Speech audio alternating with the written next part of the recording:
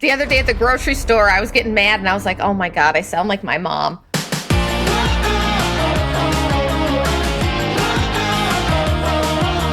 Hello, welcome to MAM Podcast, Middle-Aged Millennial MILF, if you will. I am here today with a very special guest, David Zimmer. He is Drew and I's TM teacher. We call you Guru David around our house. That's what you are to us. Because we appreciate you so much. Yeah, so Guru David. So let's launch into, you got into it like right in the thick of it, right? When it was super popular, like I guess more mainstream known because of the Beatles and stuff. Sure. I was in college, sophomore year, and my brother was going to University of Missouri, and I was going to a different college. And he learned in the fall of '72, and he learned it, called me up and said, hey, this is something you need to look into.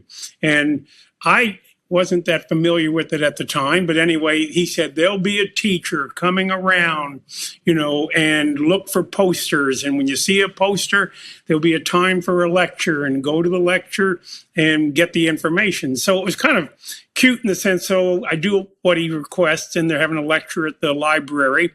And I'm expecting a guy to come in white robes and Indian looking and all that. And a guy shows up and he's got a beautiful suit on. And he's 25 years old and he's got a beautiful wife with him. And I'm thinking, I don't know if this is the same thing, So anyway, so he gives a lecture and it sounded good. I called my brother back. He said, oh, yeah, I know that guy. So anyway, there were like 32 people maybe at the introductory lecture, and all 32 of them signed up. So I learned in a group of 32 people, and it was just taught the same way. You learned on a Saturday, and then Sunday, Monday, and Tuesday for an hour to an hour and a half. And so that would have been April of '73. And so I'm a sophomore. I'm 19 years old. And it's interesting. I stayed in college. My brother drops out of college to become a TM teacher. And so he quits, college after 2 years and goes to Europe. And he becomes a TM teacher in either late '73 or early '74. And I finished college. I graduate then in May of '75. And then what's interesting, my path on the thing was very enjoyable, easy to do. And I was always real regular, 20 minutes twice a day, just like nothing changed at all.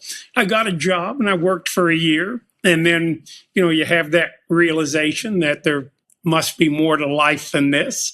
And I'm single and bought a sports car. And so after 12 months of working, I said, there's something, these dots aren't connecting real well. So I quit my job, sold my car, and this would have been '76, and I become a volunteer for the TM organization.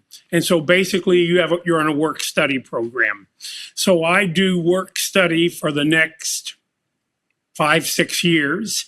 And basically for the work study program, they send you to school and make you a TM teacher. Wow. So from '76 to '82 or so, I'm working at different facilities for the TM organization and at the university in Fairfield, and then the men's capital, which was in Livingston Manor, New York.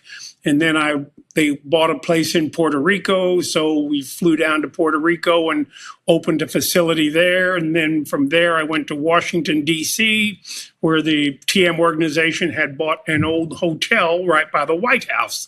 And it was in the rougher part of town, but very affordable. It was boarded up. It was 10 stories. And so we renovated that for 2 years and top to bottom, gutted it, put in all new plumbing, air conditioning, elevators, and everything. And to make it a satellite campus, Maharishi wanted to have a satellite campus in Washington, D.C., and we were literally about 3 blocks from the White House. So that... Crazy. Yeah. So in the purchase of the whole thing, when we buy it, right after we buy it, they announce a big urban renewal plan for that neighborhood. So the value of real estate skyrocketed. So after we bought it and did all the renovations, we probably owned it for 5 years and then sold it. And I think there's a Marriott or something there now. But the whole convention center went right across the street and everything just skyrocketed. They knocked everything down and rebuilt the whole neighborhood. So that's what that was. gosh. So anyway, so that's in 1983. So in 84, then I moved to Fairfield, Iowa, which is where the university is. And that's where everybody goes to the big domes to meditate together. And I did that. And I lived in Fairfield then for about 5 or 6 years. And about 89 or 90, I moved back to Missouri, where my brothers are in business, and I joined a family business at that time. And teaching in the 90s wasn't that active. And so I worked in the family business and helped take care of my mom and dad, things that you're supposed to do. And then in 2000 and around 2000, 2001, some of the family businesses get sold. I get a little bit of money. And so in the money, I decide instead of going forward in the family business, I'd rather teach TM. So then I left all the family business and started teaching TM full time. Wow. So and have you ever regretted it? The funny thing is the best thing I ever did in my life. I had a great life. I had all the things that you're supposed to have, easy job, liquid, enough cash. I had no money worries. But the truth is, you were always looking for that little bit of more fulfillment. And, this is when I teach people, I tell you, this is why TM works, because our mind is constantly looking for greater fields of charm and greater happiness. And I was very happy in the business. I didn't work up a sweat. I was riding motorcycles on a regular basis, which I loved to do. And so all of it looks like the life of Riley. But I just thought there's more to life even than this. And so I resigned from the family business and started teaching TM. And it's been the best thing. The last 20 years of teaching full time has been the happiest 20 years of my life. Wow. How many people do you think you've taught over those 20 years? About 1150. Because I just looked up the number because they and that's kind of a funny thing. The magic number for teaching has always been 1,000. So when there must have been something said in the early days of the movement, attempt to teach 1,000 people. And I would say in the organization, maybe, so Maharishi made about 45,000 TM teachers total. And about half of those were in the United States and about half of them were around the world. So, and of the, let's say 22,000 teachers he made in the US, I would say 5,000 of them really taught TM. And a lot of people became TM teachers because they wanted the knowledge, which interestingly, my goal was to not, when I went to teacher training, my goal was, this is in the early 80s, I just wanted to become a teacher and go home and join the family business. No, that was my plan. And in that, I got drafted into a job in the TM organization. And it was a job that nobody wanted to do. And I got drafted into it. That was interesting. And the reason nobody liked it was because when I'm living with about 150 men and we're living 10 miles from the nearest town, we bought an old resort up in the Catskills. So it's all men and it's very quiet and very peaceful. And most of the men really loved that. I mean, it's like monastic living. And then the job was required for someone to be like the business agent. So you're constantly dealing with the outside world, and nobody wanted to do that except me. And I thought, this is great.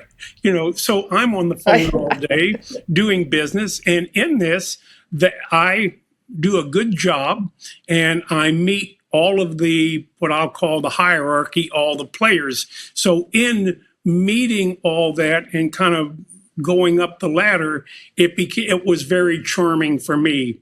And I met all the right people. I met my best friends in the world, those lifelong bosom buddies that you just have a real heart connection with. And with men, and everybody's got this same goal, but we just had different pathways. And most of them, and you could tell when you went down for meals, there were even the tables you sat at had different levels of quietness and silence. Some men didn't want to speak at all. Some would speak a little bit. And then there was my table where everybody told jokes and had a great time and everything like that. I was on that side and everything. And the better side, really. Yeah. But it was perfect for me because it completely dovetailed with, and when I got there, they said, have you ever had any business experience? And I said, well, I ran a restaurant for 1 year after I got out of college. So, I did all the payrolls and all the buying and all the employee management, 30 things. And so it was a little bit of a business skill set that a lot of the other guys didn't have. And so that's what got me into the business side of the whole thing, of which even to this day, I still get calls from people that I worked with 30 and 40 years ago that want my opinion on some business thing in the movement. So I'll get a call. We're looking to buy some real estate, sell some real estate. What do you think we ought to do? And so I still know all the players and, and have the good Rolodex and everything. But I love my spot of teaching on a whatever weekly basis here in Phoenix. And in all honesty, Sarah, I get to meet people like you and Drew, which is, to me, oh, thank you. No, it's the greatest gift that you get as a teacher, the people that you meet and the people that you teach.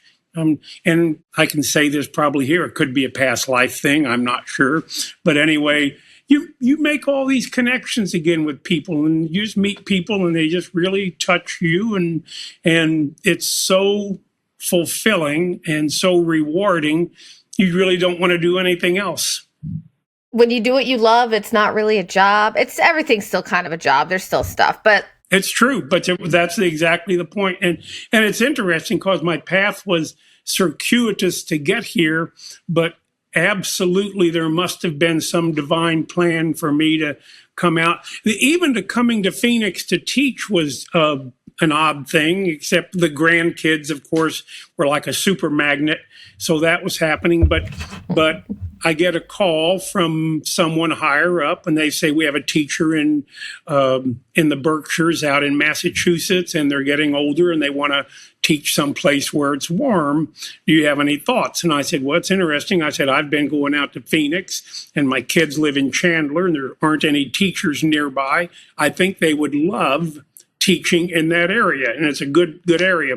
And so he flies out, looks at it. We find the offices over there at Cooper and Ray, and he comes out with his wife, rents a home in Gilbert, and starts teaching. Teaches for about a year and a half.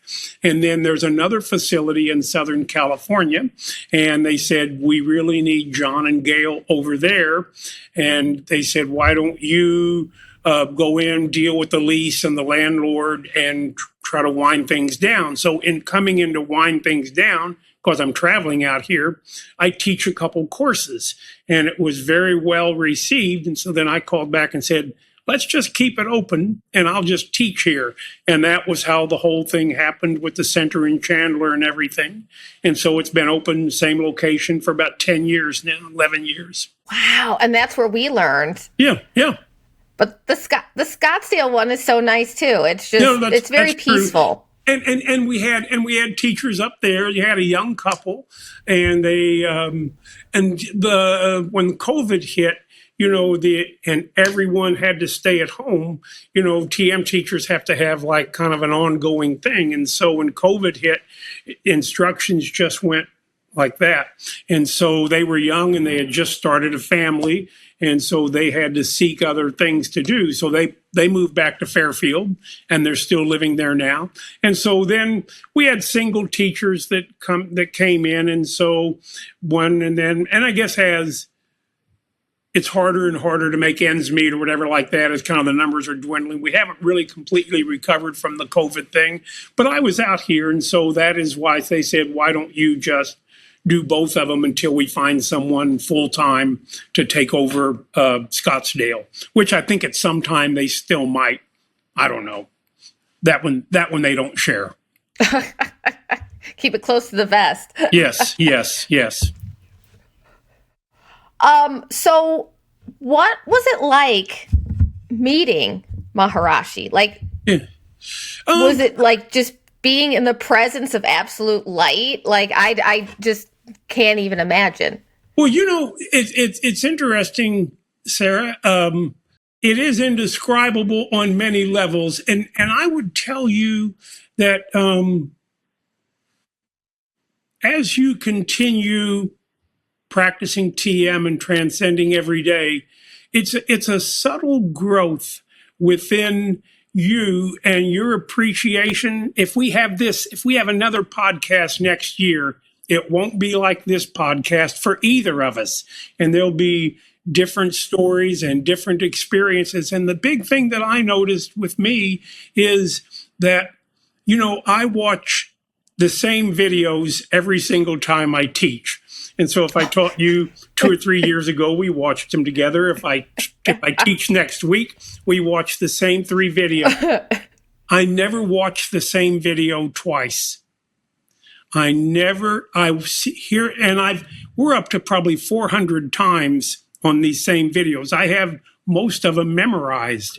And yet, even in that memorization, when I watch them, when I teach, I hear something differently every time, even after 400 times. So you realize the changes within you and within your heart. And so when I met Maharishi back in about 1980, on a big course in India and everything, and it was quite,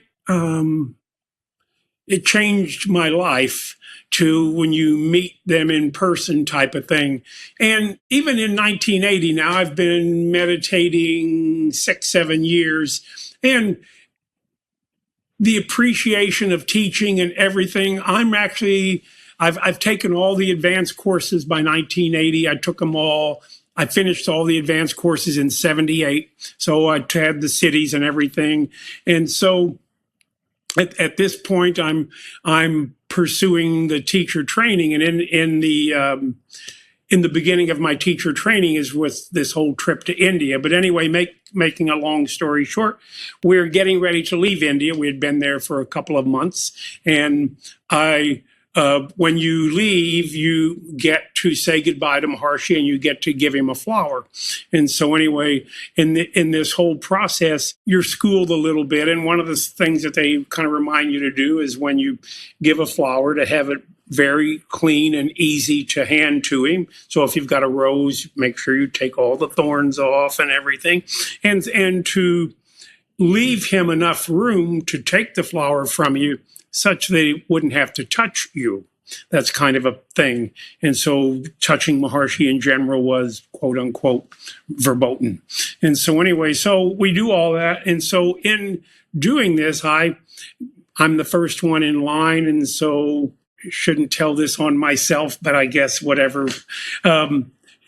You were expressly forbidden to bow. He didn't want people bowing and things like that. Of course, that means I'm going to bow.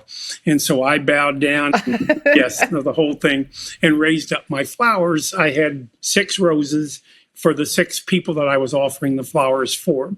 And when he takes them from me, he reaches down and touches my hand. And when he touched my hand, my heart exploded in my chest. And so my brother is in the audience. And so this all takes place over a span of about 3 or 4 minutes. And so when I finally get back to my brother, I said, "Did you get a picture of it?" And he said, "No." He says, "It was the weirdest thing." He said, "Everybody stood up because you were obviously violating all the protocol and everybody wanted to see what was going to happen. He says, but when you, oh, no, so help me. He says, so, but when you reached up and he took the flowers, he says, my heart exploded in my chest and my knees buckled and I couldn't stand up. I had to sit down and close my eyes.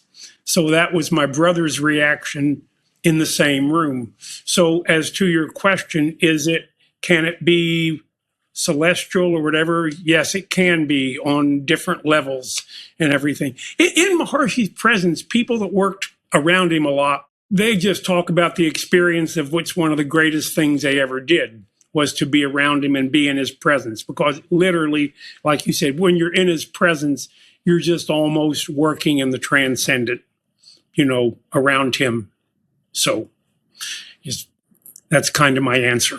Oh, no, I'd be like, I hope a little bit of it wears off on me. Believe it or not, even the most important thing, it's interesting that I tried to think of the things I wanted to say to you today, but when you learn TM and continue to practice, and this took me years to arrive at this, everything we do is about our relationship with Maharshi and the knowledge. So when we perform any action that is part of his desire, that enriches our being and everything. And you're just forming this relationship with natural law. And you want to associate people that have a relationship. And so it's a really, like, my best friends are in the movement all had very personal and intimate relationships with Maharshi. And I love talking to them, and they tell me stories and things. And so in that, we form these relationships with the knowledge and with the master, and that is what elevates us. And I say up the ladder, because we're all going up a ladder and we're all trying to get to the top. And first thing we do is we're just regular in our program. And then it's almost simple awareness type of thing. We don't have to do anything. The whole thing is automatic, but keeping some relationship with the knowledge and the master is absolutely going to get us the farthest up the ladder. And that's what we're here doing. We're going up that ladder. Well, yeah, because I don't know that I want to do this again. Like, I'm hoping maybe this is my last time I have to do this. I know I've been here a lot. Yeah. I know I've been here a lot, but the thing is, it's interesting. So you have a life now. Your life is, I'm going to say, very charming, and you like it, and everybody wants to make it their last time. But the thing is, even if we don't make it out, you'll get even as sweet as it is today, it'll be sweeter next time. Easier to find the knowledge, whatever, the whole thing. I just had this talk with someone that was really close to Maharshi. And just to tell you, he is having very, very concrete experiences of escaping, so to speak. And so we're talking about it. And so I said, do you think you'll make it out this time? And he said, well, he says, it's going to be interesting. Probably depends on how many more years I'm alive.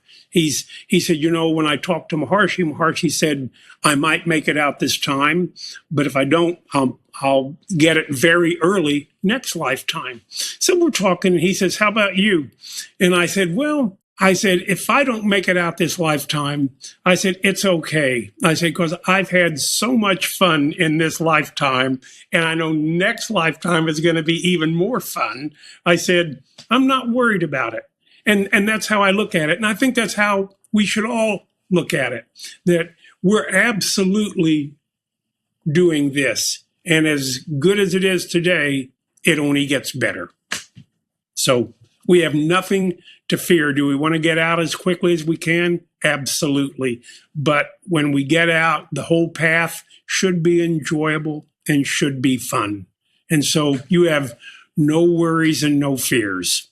Whatever happens, happens. That's exactly right. Yeah. Fully agree. It's very simple. It's just, the there's an old story that Maharshi used to tell. And so the story was there's a ashram or something like that, and all the disciples are down washing their clothes in the river and everything. And so the master's walking by looking, and one guy's bent over washing his dhoti or whatever.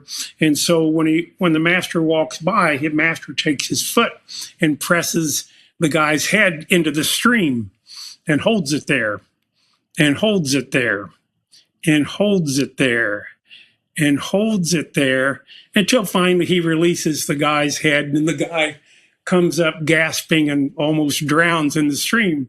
And so the master goes, "What were your thoughts when I was holding your head under the water?" And he says, "Master, all I could think about was getting a breath of air."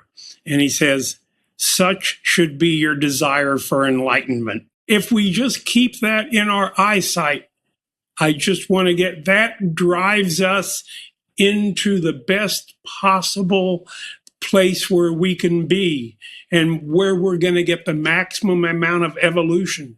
As long as we desire enlightenment, nature will absolutely put you in the perfect place for maximum evolution."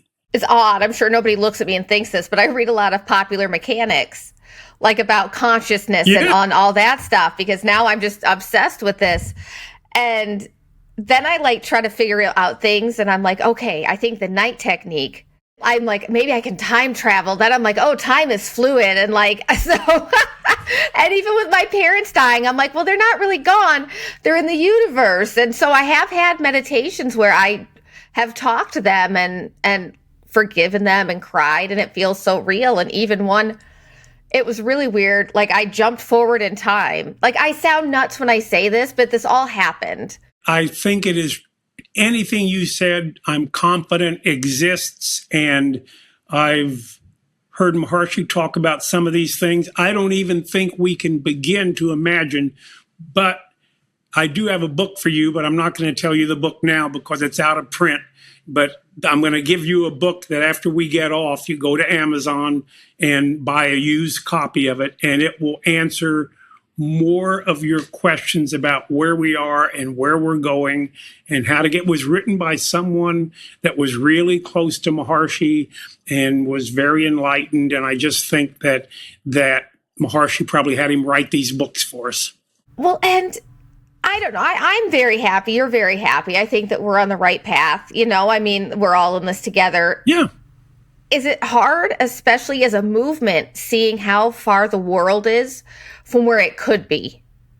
Well, like, I really feel like it's very detached and far away from, what could heal the world. It's an interesting thing.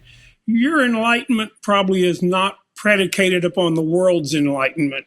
Your enlightenment is a very personal thing, and it's all about Sarah and her family and everything, and the people that even came back in to be around you and all of that. And the world, your neighbors can be idiots or rakshasas or whatever, and that really doesn't, the path that you chose, in which you chose from the other side and looked at, you chose the best possible path for Sarah.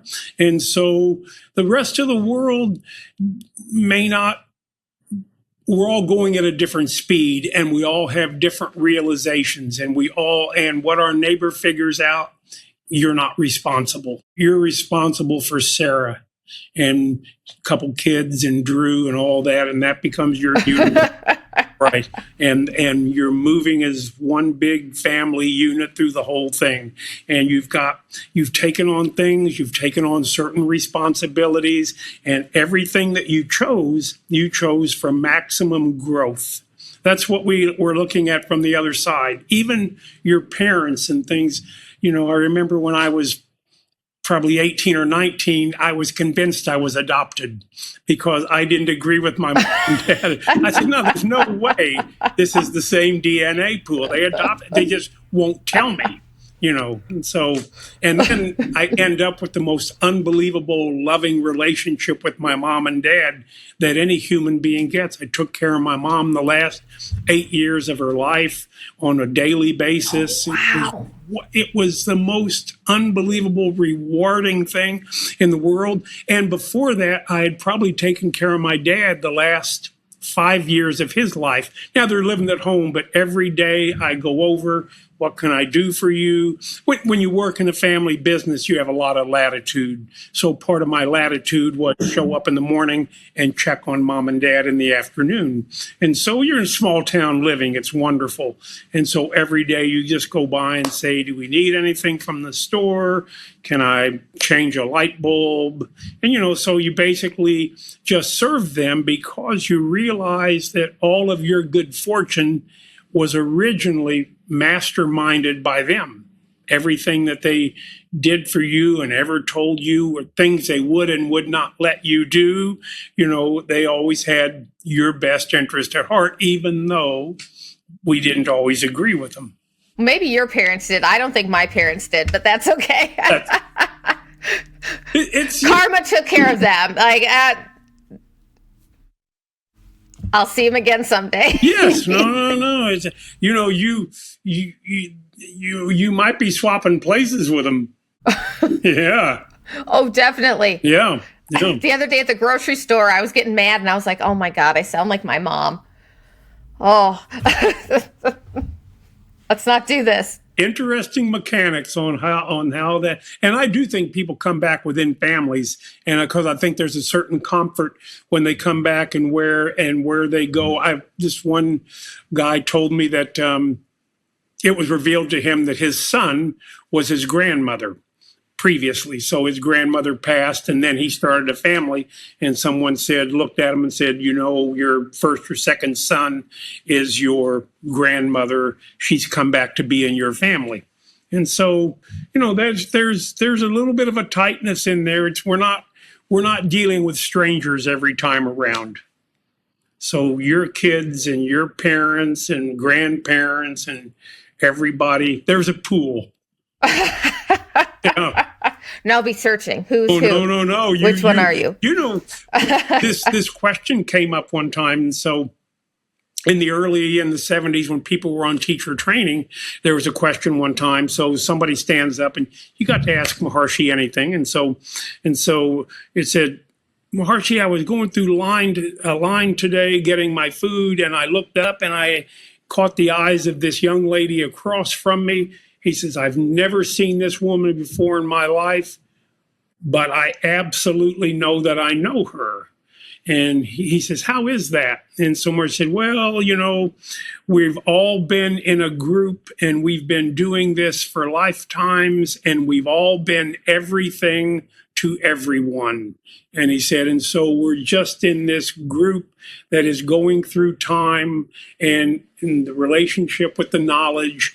And so all of us have all been doing this for a while togetger.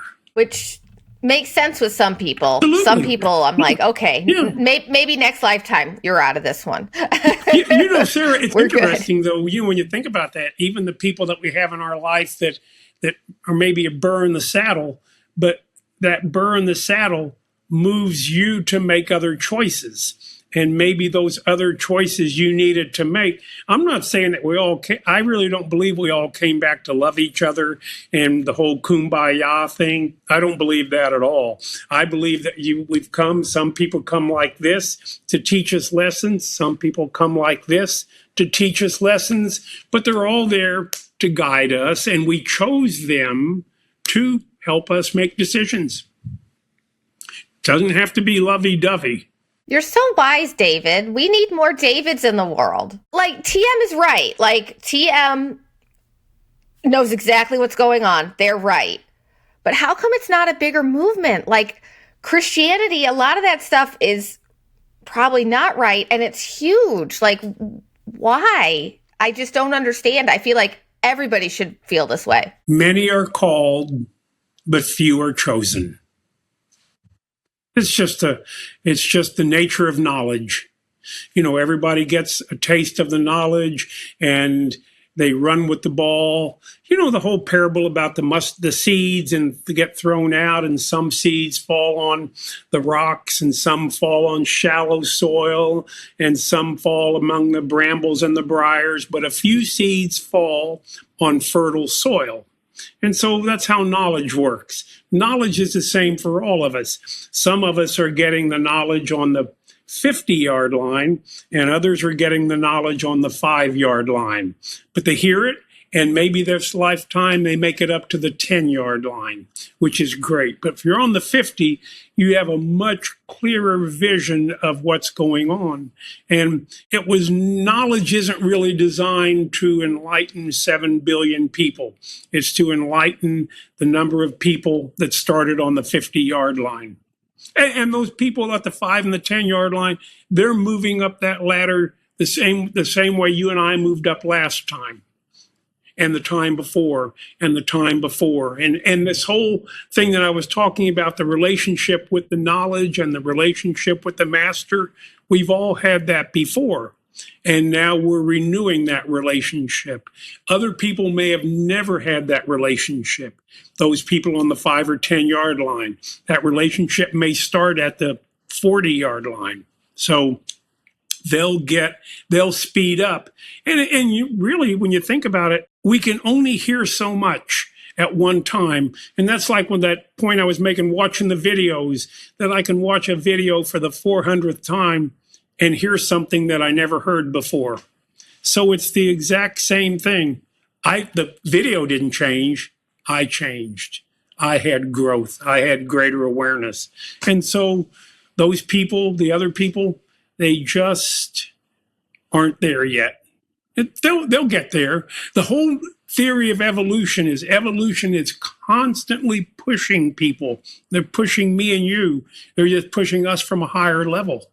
You know, but those people also, they will get, and when they learn TM, they'll get that hand in the small of their back, and they will get a boost, a jump start, and that whole nature of transcending and realizing that there is this whole other, whatever you want to say, fields of consciousness that are really unfathomable and everything, and what the big master plan is, and where we're going after this, and how long does that life last, and how many levels of heaven are there really, you know, and how long do we get to stay there? It's going to be fascinating. Gave me chill. David, I'm serious. Everything you say, I'm just like, he's right. He's 100% right, guys. He knows. Yeah. Listen, David for president. Yeah. David for president. Well, you know, it's interesting.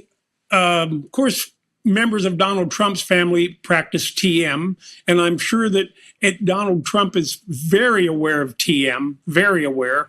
And I would tell you, Prime Minister Modi of India was very aware of Maharshi. So the Prime Minister in India, with who Trump is kind of like this, he absolutely had personal audiences years ago with Maharshi about the future of India and everything. And so Modi is extremely supportive of everything that we do.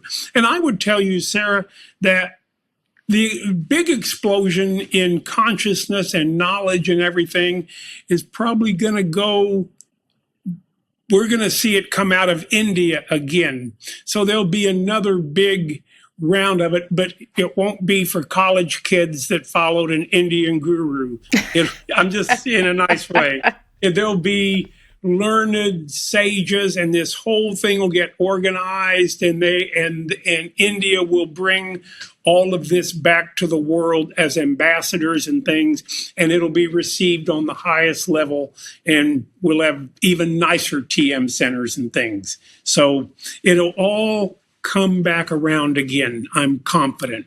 And how we do it this time, we're like, you know, they say in business, there's the leading edge of business, and then there's the bleeding edge of business. Those people who have the vision that aren't successful, I'd say we're on the bleeding edge, you know, and the next line of consciousness will be the leading edge of consciousness. All right. I hope I'm around for that. No, you will be on some level. because you've got the Oh, relationship. that's it. Yeah. Maybe not in this. Doesn't matter what the All right. manifestation looks like. Now, who has been your favorite person in the movement? Like, that you just connected besides Maharishi, clearly. But was there anybody else that you were like, they have that energy? The one that I had the real heart connection with was the person that originally took me under his wing. He was very close to Maharishi. He went to his teacher training in India. And so this in the movement, we keep track of where you went to teacher training and what year you went. It's like that unofficial, what was your relationship? So this gentleman went to India in '69, the year after the Beatles. This was the handful of Americans that became teachers. It's a very big wampum type thing. So anyway, when they're looking for that guy that doesn't mind the business side of the movement and everything, and they're looking for somebody to do that, he became my mentor. So they send me to him and they say, okay, this guy's going to train you and to see if you work out in this job. Most people don't work out. It's not considered a bad check on your name because, it's about a 90% washout. So anyway, I go, he trains me, and we hit it off like brothers. And I mean, we just became as warm and friendly. And this guy didn't have a ton of friends because he was just interesting. He got married and he had a son. And then after he did that, he told me, he says, I just kept asking Maharishi, when can I get out of that? Because I don't want to live this lifetime as a married person with a son. And so Maharishi made him stay married for a while, but eventually allows him to get divorced. The wife was from a very wealthy family. It wasn't any big, ugly, stupid divorce and anything like that. And so he just becomes a single man and wants to devote his life to knowledge and everything. So he becomes my mentor, and we kept a relationship. He passed away, led a super healthy life, and at 65 he has a heart attack, and boom, nobody saw it coming. He did physical labor. He was very fit, but his number was up. Somebody pulled his string on that day. So he was that immediate person in my life that I could go to. For people in the movement that I feel an affinity for, it was probably Bevan Morris. Bevan was an Australian that went to early teacher training, maybe was probably even before this gentleman. And so Bevan was the spokesperson for years and years and years and years for Maharishi. Then Maharishi sent him to MIU, and he ruled everything from MIU. A lot of people had mixed feelings about him because he was the authoritarian, whatever, and so he had to crack the whip on people. And so, but my relationship with him was absolutely warm, fuzzy, sweet, and everything. And so if they said, you can go back and work for any camp that you want to work, and there's probably 3 or 4 camps in the movement, I would say I'd like to work for Bevan directly. So on that level. And wow. he was Maharishi's number one spokesperson for 20, 30 years. Probably was high up as any Westerner any place. There was one Indian that maybe Maharishi had for a personal disciple, but that gentleman and Bevan ran the movement for years. Have you met Dr. Tony Nader? All the people we have not. I guess met. He was in Europe and not doing the same. When we were running things in the United States, and all the people that were doing that, those are all the people that I met. Or the John Hagelins and the Neil Pattersons and the Bevans and things like that. So I was on that team, and Tony had more of a European team and everything. And much probably more knowledge oriented.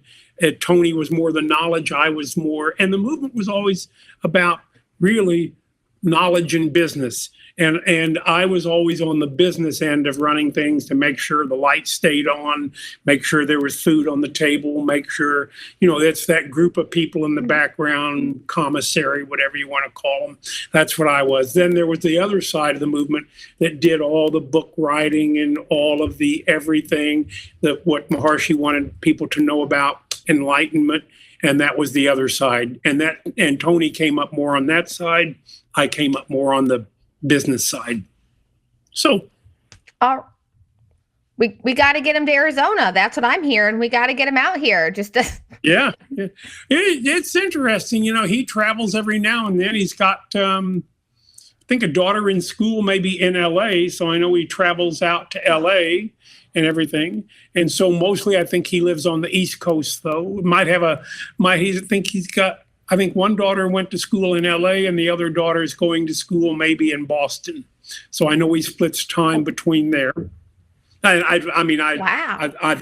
Just an extreme periphery. I would have no idea what his day looks like, except that he's got kids in college. Yeah. So young guy. So if you could give anybody just a quick 1 minute pitch on TM, everything they need to know. Let's see if anybody is called to it from this podcast, because I found out about it from a podcast. Okay. The 1 minute pitch is we all go through life and we all have a physical body, and that physical body experiences highs and lows, wear and tear. That's what life is.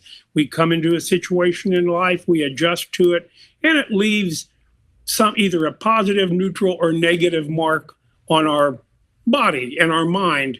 And so what TM does, TM is that level of rest, some transcendental level of rest that allows those chronic little red dots that get deposited in our body. TM allows our body to be more flexible and adaptable, releases those red dots, those stresses that allow us to have a sweeter, more charming, wonderful life with all of our loved ones, because we're able to have greater appreciation in everything that we do. Kids, spouses, jobs, whatever. We still live the same life. It's just sweeter. And that's been my experience. And you love it when your friends meditate too. So it's, that's everything. If I caught you on an elevator, that'd be my talk. All right. Well, let's see. Let's get some numbers up. Let's do this. Let's make it big again. Yeah, from the American side. Yeah, it'd be great. And, people, when Maharishi used to talk about, sometimes he'd give a lecture and nobody would sign up. And they'd say, Maharishi, how can they hear you speak and not want to sign up? And he says, their lives will never be the same, because people hear the knowledge and everybody starts their path. Maybe their path isn't to learn immediately, but they hear it and that starts the clock ticking. And then something happens and they come back around and they have that perfect time and they show up at the center and they learn. And basically they're just restarting kind of where they got off last time. And that starts up the journey again. And everybody's on the same journey. We're just at different levels. David, thank you so much for coming on today. I cannot tell you how enjoyable this was, how every time I talk to you, you just reaffirm everything I'm having happen in my life. And I'm just like, yes, finally, I'm on the right path. It took me a long time to get here. Yeah. Took me a little while to figure it out, but I'm back and things are going great, and 6 to an even, over and out. All right. Well, thank you so much. Have a great Christmas season. Drew and I will have to get in and do a check with you soon. Matt told us. So whatever Matt says goes. That's right. And also, too, to remind you, you're going to get an email from me pretty soon. Matt's going to be here end of January for the next advanced technique course. You'll just have to check your calendar. Okay. Yes, so, I will be there. Okay. Super duper. Yes. Thank you so much, David. Have a Merry Christmas. You too, Sarah.